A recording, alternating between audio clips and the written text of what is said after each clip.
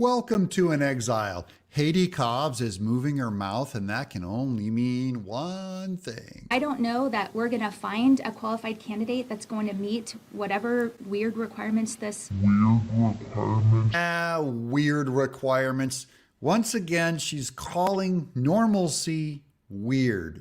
Legislative committee and the Senate has. She's angry that the Republicans, who are elected, will not approve her unelected appointments. After more than a decade of Republicans rubber stamping gubernatorial nominees. And here's the Arizona news holes lying, saying that the GOP just rubber stamped nominees before and now they don't. This is what Republicans are supposed to do when they're elected by the Arizona people. Same way that Katie Hobbs is supposed to be doing her Democrat stuff. Because she got out the FRETO. Was that rubber stamping? The FRETO thing was literally a rubber stamp. And the news won't say she's rubber stamped. FRETO. Approving state agency leaders now has become a battle. Good. The Republican-controlled nominating committee is led by Queen Creek Senator Jake Hoffman. Queen Creek, Arizona. My brother-in-law and sister-in-law live there in Queen Creek. You've heard of the Sossamans?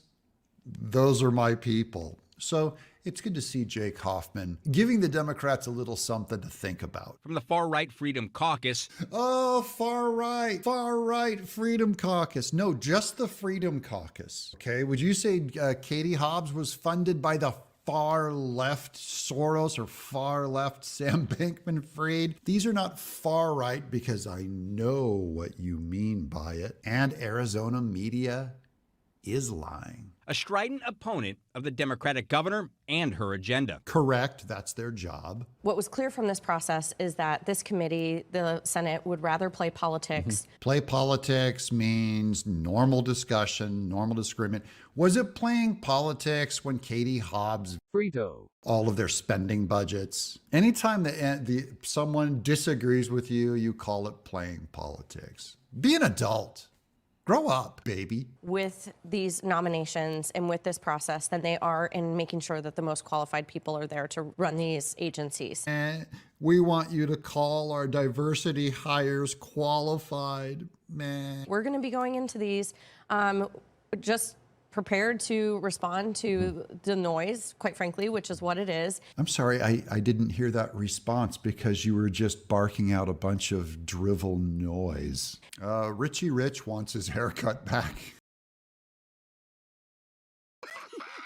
And continue to put forward them as qualified experts in their respected field. Experts, here come the experts. Hey, you Arizona rednecks with your red soil on your boots. These are the experts. See, they went to college. They got their master's degree. Step aside for the experts. This new committee. Political consultant Doug Cole has worked for past Republican governors. He's critical of how Hobbs has handled the current situation, suggesting she needs to find a different path to break through the partisan gridlock. She needs to find a new job. And now, Fred Mertz. It's never happened before. We're going to have another hearing on Monday. We're going to get 3 more directors vetted on Monday.